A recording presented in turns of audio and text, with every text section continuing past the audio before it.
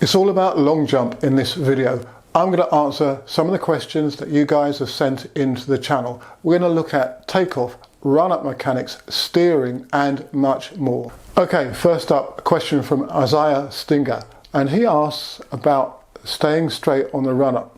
He's saying that he has difficulty moving in a straight line down the run-up. Now, that could, on a global level, be reflective of poor sprint mechanics when he's upright, or potentially during the acceleration phase. So I'm going to focus on what I see some of my jumpers doing, and hopefully that's going to help Isaiah and any of you other guys who've a similar issue. It's very important that you are deliberate at the start of your run-up and that you press forwards and strike consistently as you accelerate away. Some of my jumpers can get too aggressive, they can try too hard, and they can push their body out of alignment and go right, and then they have to go left to counterbalance. So you need to set yourself, and then you need to be very deliberate on those first 2, 3, 4 and 5 steps. As a way to improve upon that, I suggest that you break down your run-up into its phases. So you've got the acceleration phase, the middle part, the alignment phase, then you've got the final part, which is the attack, which also includes penultimate step and third step out and takeoff step mechanics. So dealing with the acceleration phase, which I think is key to making sure you're going a straight line, just practice that over and over again to the pit. So mark your run up out so you're seeing the same distance as you would do if you're competing, and just work on the first 6 to 8 steps at the same intensity as you would do during a competition. One other thing I will add, and that is to look at your sprint mechanics, as I do have some jumpers whose arm action, for example, is wayward. So when they're running, that will tend to flick them to the side, lead them in the direction of the arm movement. So it is important to run as straight as you can, and that's where lots of specific sprint drills and attention to your sprint form will pay dividends. As I say in many of my other videos, the run-up is the sprint for the long jumper. You're better off performing lots of run-ups as opposed to performing lots of sprints over 40 to 60 meters, for example. Yes, you do need to sprint. However, as a jumper, you need to be extremely proficient on the run-up.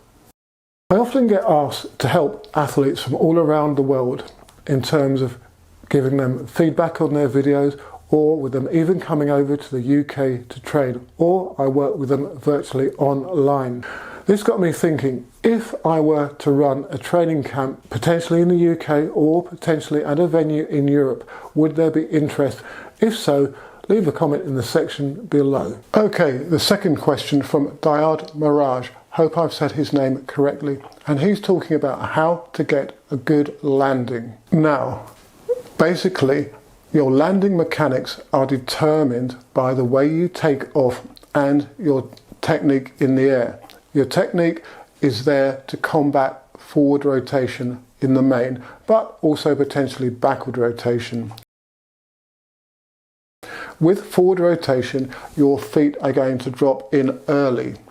So we need to be able to take off optimally and then go into a mid-air action, which is going to combat that rotation and allow you to lift your legs as you come into land. So the first thing that I will say, that unless your takeoff and your mid-air action is extremely proficient, then you're going to have problems with your landing. Let's assume that you do have a pretty good technique and you're still having landing issues. Well, as I showed you with an arm action for a hitch kick, when the arms meet overhead and you're coming into landing, that is where you've got to kind of almost delay the arms. If you pull them down too quickly, you can pull your centre of mass forwards and then you can drop your legs in early. But what you need to do really is counteract the movement of the arms coming down with the legs being lifted, and that can improve your landing distance. Another technique you can also try is to, as the arms come down, not only lift the legs up in front of you, but pull them into the chest and then shoot them out into the landing position. That can also help you in terms of landing distance.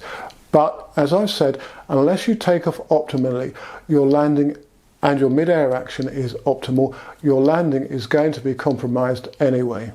Conditioning wise, there are of course a few exercises that you can do to develop your abdominal muscles and your hips that will help lift the legs. So a great one is hanging wall bar leg lifts, bent leg and straight leg, and there are plenty of versions of those exercises that you can do seated. Flutter kicks, for example, sitting and lifting the legs up and down, controlling, holding in an isometric position for 5 to 10 seconds, for example. You do need to have a strong and good core. However, it's not going to make a huge amount of difference as long as you are, let's put it succinctly, proficient in the core in terms of the landing.